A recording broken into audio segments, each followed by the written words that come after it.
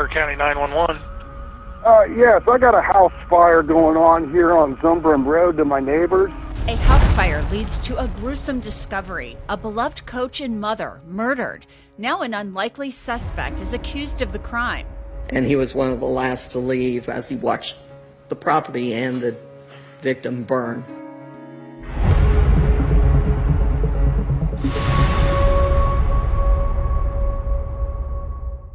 Welcome to Crime Fix. I'm Angenette Levy.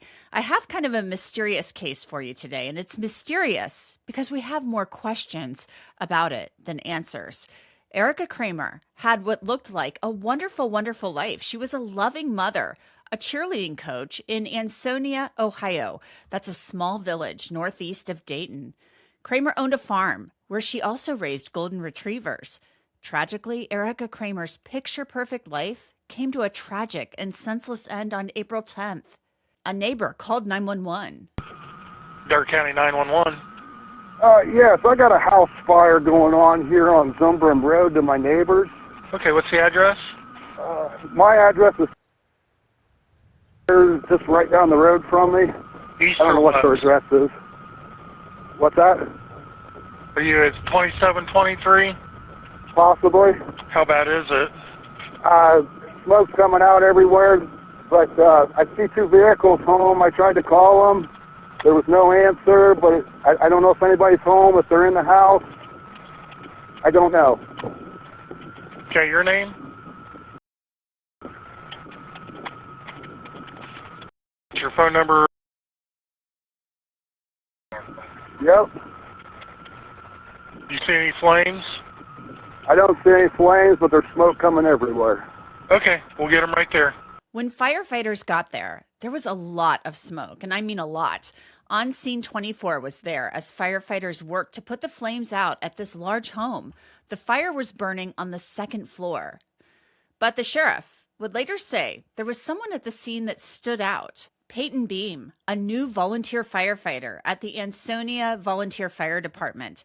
The prosecutor would later say that Beam got there quickly. His presence stood out because he arrived almost too quickly. Video shows just how much that fire damaged Ericka Kramer's home. Prosecutors say Ericka Kramer was executed. She was found dead in her bedroom on the second floor. She had been shot 4 times from behind. 2 days after Ericka Kramer was found dead and her body burning, Peyton Beam was arrested and charged with murdering her and setting her home on fire. He appeared in court where prosecutors talked about their case against him. Your Honor, the state would note the defendant had a relationship with the victim in this matter. The defendant would describe the victim as like his second mother.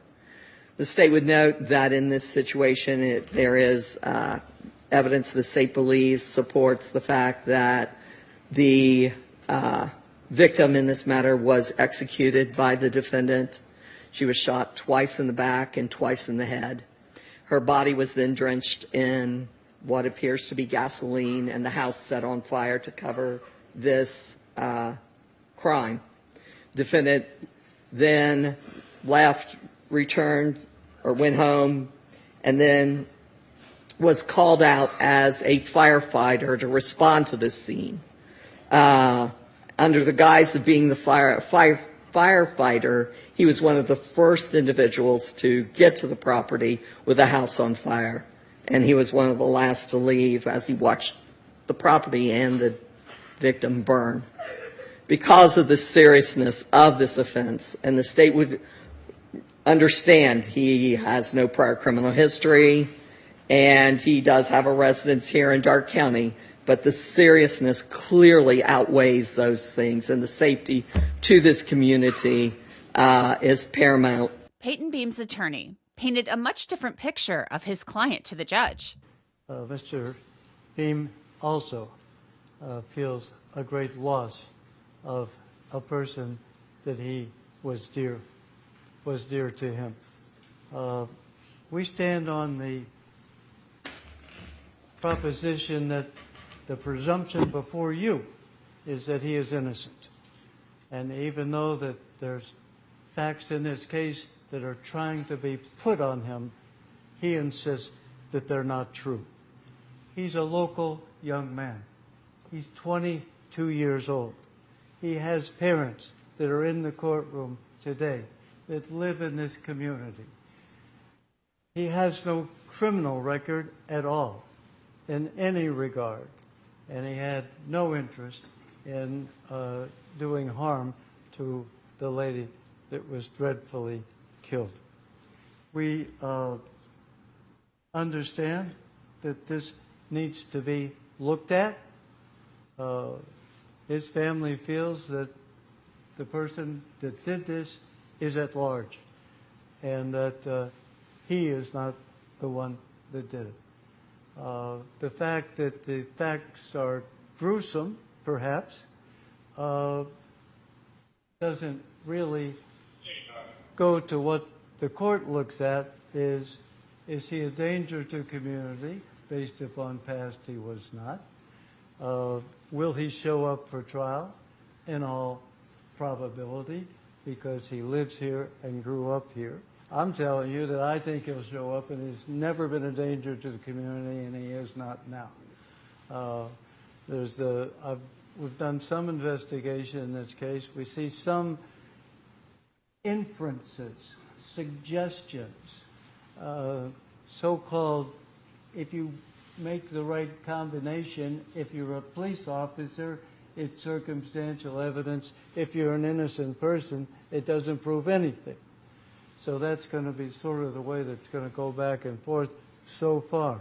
We'd be very interested in ballistics in this case, very interested in any evidence other than inference. So the prosecution, they asked the judge to set Peyton's beam at a whopping $20 million. In the end, the judge set the bail at $5 million. Peyton Beam, a 22-year-old farmer and volunteer firefighter, faces the most serious charges you can in the state of Ohio: aggravated murder, aggravated arson. That's the second charge. The grand jury also indicted him on charges of tampering with evidence and abuse of a corpse. This week, Ericka Kramer's body, according to the prosecutors, had been doused in gasoline before she was set on fire. Beam pleaded not guilty to those charges. But the question remains, why do prosecutors believe that Peyton Beam committed this crime, murdering a woman he considered a second mother? Okay, so to break down this case, I want to bring in two great guests. We have Dr. Nada Rutherford. She is the coroner in Richland County, South Carolina, and Eric Faddis. He is a defense attorney based in Colorado. Neither one of them are affiliated with this case whatsoever. Thanks to both of you for being with me. Dr. Rutherford, I want to start with you. This would quite obviously, on autopsy, not be a natural death. This woman, according to the prosecutor, is doused in gasoline, and she has 4 gunshot wounds.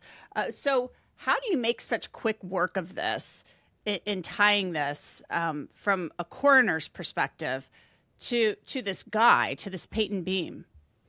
Well, you have to remember that the coroner's office or the medical examiner's office, their job is not to make charges. Their job is to determine the cause of death and the manner of death. And so I'm really grateful that you all had this type of perspective for this case, because what's really important about the autopsy is that, number one, people think that if you burn a body that an autopsy cannot be performed, and that's just not true.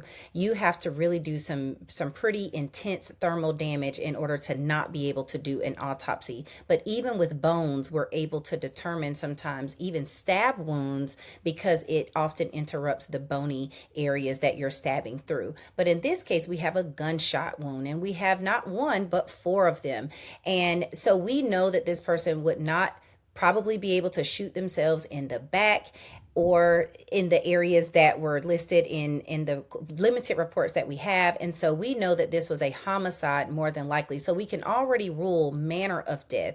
Mm-hmm. Also, when there is a fire investigation, and I'm sure Attorney Eric Faddis can speak to this, but when there's a fire investigation, they look for the origin of the fire, and the fact that the thermal injury probably started with this body and spanned outward lets them know that someone intentionally doused this woman with fire. And so I think it's very important that from an autopsy perspective, there are things that we're able to glean right away. Now, how they tied it directly to him, I'm sure Attorney Faddis can speak to that.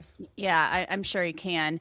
As a coroner, though, you're often involved with talking to the investigators, and you would be able to tell, I would assume, pretty quickly, would you, as the pathologist or the coroner doing the autopsy, that an accelerant had been used? Because gasoline, I mean, that's no joke. That is going to cause the fire to spread rapidly. That is going to do massive amounts of damage. Yes, and we look at the origin of the fire. So, where did the fire start on the body? There's a difference in someone being doused in gasoline versus a fire starting near them. And so, when you see the focal point of fire starting on the actual body, you're going to see intense thermal damage. You're going to see full thickness burns that go all the way down to the bone. And I'm pretty sure that if the autopsy report on this, or if this goes to court and we get to see the medical examiner's report, those are the things that we're going to see, is that this fire was all the way down, full thickness to the bone, but they could not hide the projectiles. Now, the bullet wounds, I would be very interested to know if they were covered projectiles from her body and if they had a caliber of gun associated with the suspect that matched that caliber of gun. And I think, again, this is where the attorneys will fight it out in court and say, well, is it his gun? Where did this gun come from? How did you all obtain this gun? And be able to ask those questions. But as the coroner, our job is to say, we believe the fire started here on the body because of this full thickness damage, and we believe that the thermal injuries contributed to the death. But in this case, again, we're waiting for that autopsy report. Was there soot in her lungs? Was she laying there burning on fire while she was still alive, even with these bullet holes? I don't believe so. I think they would have said that, but that's something that we'll be able to also determine at autopsy, if she was alive with these bullet holes, bleeding out and laying there basically burning alive. And I hope that's not the case. Yeah, let's hope to God that's not the case. My God, it's horrific enough. Eric, I want to turn to you now. You're a criminal defense attorney in court. John Ryan, the defense attorney for Peyton Beam, said that, his family says they do not believe he did this. And he said he wants to see evidence. He wants to see things like ballistics, aside from, he wants to see things like that, not just inference. So this happened on April 10th, and they arrested him in the afternoon of April 12th. So they made pretty quick work of this, as I mentioned earlier. So they are saying like he was right there on scene first. He was there very quickly. He worked for Ericka Kramer. He was considered her a second mother, apparently. This is how he referred to her. So how were they able to tie this, do you think, the prosecutors, to him so quickly? I'm thinking to myself, there had to be more there than just what we're hearing, that he was there on scene quickly, that, he was a volunteer firefighter, and he had only been a volunteer firefighter for a short time. So what do you think of this? Yeah, Angenette, they turned these charges around in very short order, especially considering the circumstances in this case. Based on the defense counsel's statement, it seems like ballistics analysis had not yet come back. And so what else did the prosecution perhaps have to connect this event to this defendant? First they're going to look at opportunity. Who had the opportunity to be there, to be within the house? Who had access to the house? Who had access to this person? Who had regular contact with the decedent? Those are all important considerations, and it appears the prosecutors concluded that this defendant was fit that description.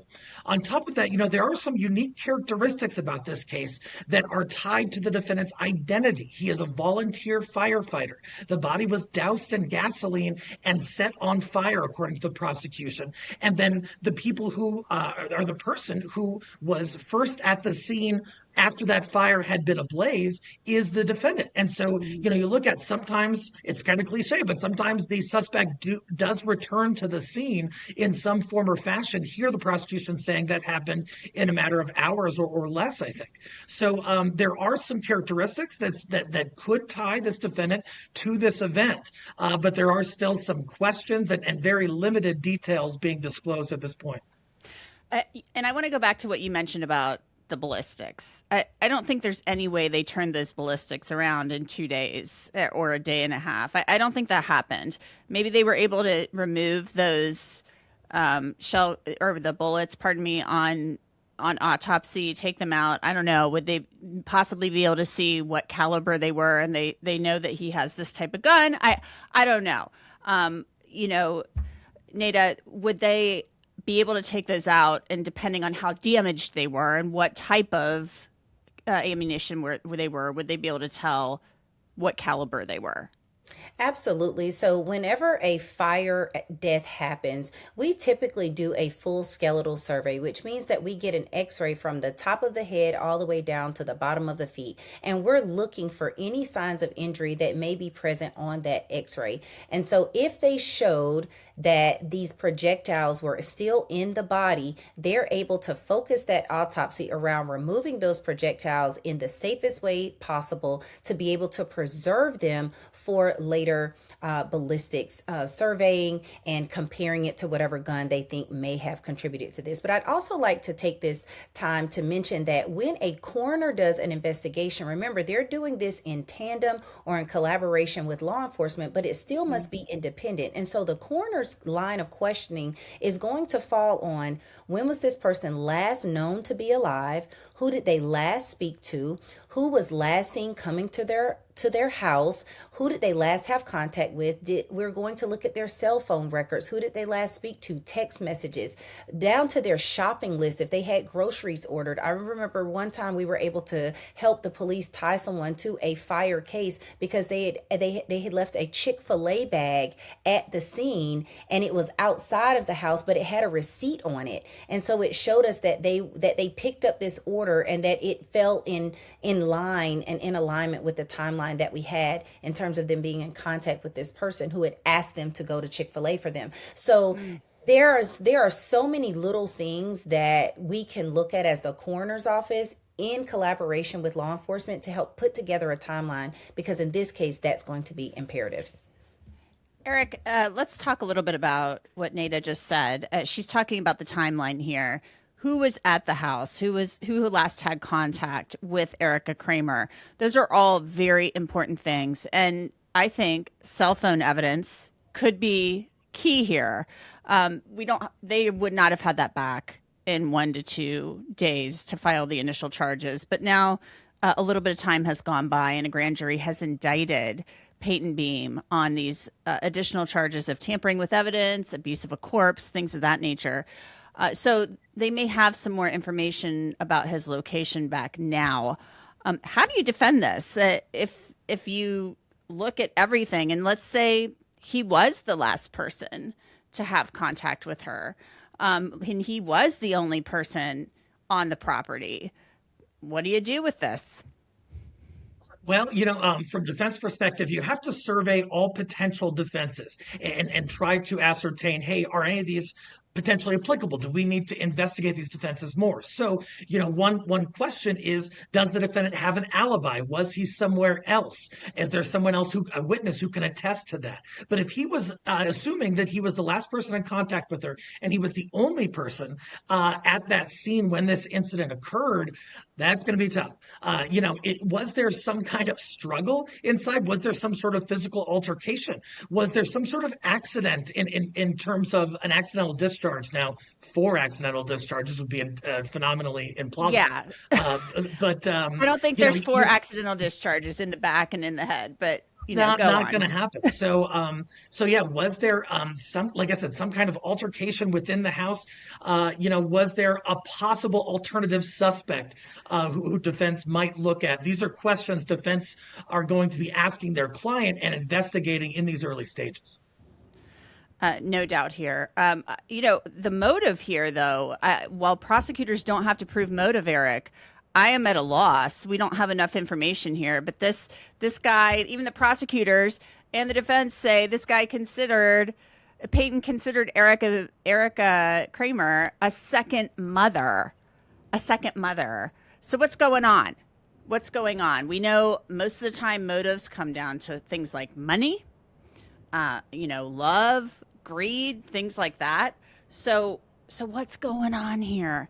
You don't just up and kill somebody. Plus, I am very suspicious because, let's look at this from the prosecutor's lens for a moment. We don't have a prosecutor here.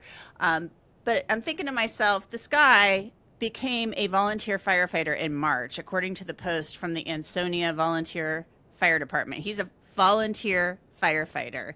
And so he did that in March.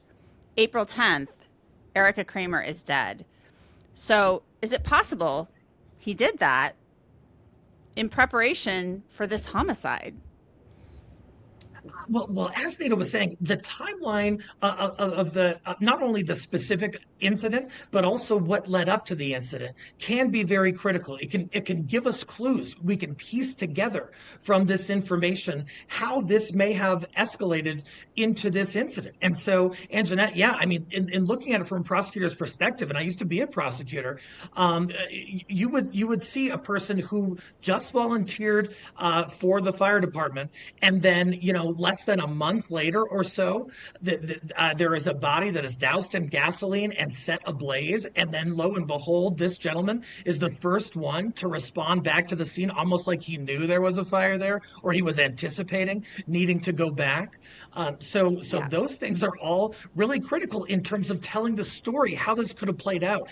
And I agree with you. So the jury's going to want to know, what's the reason that a guy would have done this? Even though the prosecution doesn't have to prove it, that's in the jury's mind.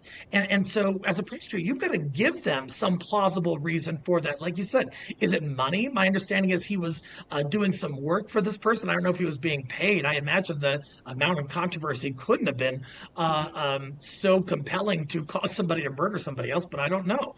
Was there some sort of additional relationship going on? These are all important questions. Yeah, they are. And, we're not trying to besmirch the dead here, the deceased, but everything has to be looked at. We have very little information. We know there is a 50-year-old cheerleading coach, a beloved mother, somebody who is loved by her family, who was shot 4 times in the back, twice in the head, twice in the back, and doused in gasoline, and she's dead. And so we have more questions right now than we have answers. And right now, his family is standing behind him. So, Nato, what goes on now as far as the medical examiner is concerned, or the coroner, because obviously the initial autopsy is done, but toxicology, it's going to take 6 to 12 weeks. Yes, this is not TV, and I have to often remind families and our community of that. On TV, you get a murder, you get the case solved, and it all happens within a nice, neat 60-minute time frame. That is not the reality of real ballistic testing and real toxicology and real autopsy reports. Just because the gross examination of the body was done, it does not mean that the reports are ready. They still must look at the microscopic cassettes that they take from those scenes, the slices of the organs that they're going to look at. They are going to look at her lungs extensively to see if there's any soot or any sort of thermal damage to those lungs that would indicate that she was alive prior to him shooting her or to him putting her on fire. Once he set this fire, did she burn alive? That's going to be very important, especially as they look to make more charges possibly against him. But I'd also be interested in the relationship between the decedent and the suspect, because death often tells us the secret lives that people were living. We don't know if this is something that, is some salacious affair that they were having. I would hope not. But again, we're not trying to besmirch the decedent, but we also have to look at every single angle. And sometimes death gives us those secret lives that people were living. The other part of this is that was there like an insurance policy, because she was like a second mother to him, that he knew that he could possibly get some money. He learned how to set fires or learn how to possibly interfere with a fire scene, maybe to get insurance money. We will have to look at all of those angles. Yeah, we have to look at all of that, Eric. There's so much we don't know. I was looking at Peyton Beam's Facebook. He was a football player when he was in high school for the same high school where Ericka Kramer was the cheerleading coach. So they may have known each other for many years. And who knows what the potential motive is here. There's just so much right now that we don't know. Oh, 100%. Yeah, that motive piece is huge. What could that be? You know, he's in his 20s He's and 22. like you said, yeah, and had called this person a second mom. And so, very puzzling on that side of things. I've got to imagine the prosecutors may have some information they're holding close to the vest, because just in the publicly disclosed information, it almost seems like there wouldn't be enough to prove this case beyond a reasonable doubt. So I'm wondering, do they have some information in their back pocket that has not been made public yet, on which they are relying and on which this prosecution is based in part? Yeah. We will learn more, hopefully, as the weeks and months go on. Really sad case. This poor woman, Ericka Kramer, a beloved cheerleading coach, had a daughter, a beautiful daughter who loved her. The family is grieving. Hopefully, we'll get some answers. Thank you both so much. Thank you, Angenette. Thank you, Eric. Ericka Kramer's funeral was held last weekend. Her obituary described her as having an unbreakable bond with her daughter, a love so deep that it defined her entire world. She was remembered for her warmth and generosity and her work as a cheerleading coach, which inspired young people. Peyton Beam is being held in the Darke County Jail. So we'll keep an eye on this case and let you know if we find out any more about why prosecutors believe Peyton Beam committed this crime. And that's it for this episode of Crime Fix. Thanks so much for being with me. Remember, you can always watch us on YouTube, and you can also watch and listen to us on Spotify. So check us out there. I'll see you back here next time.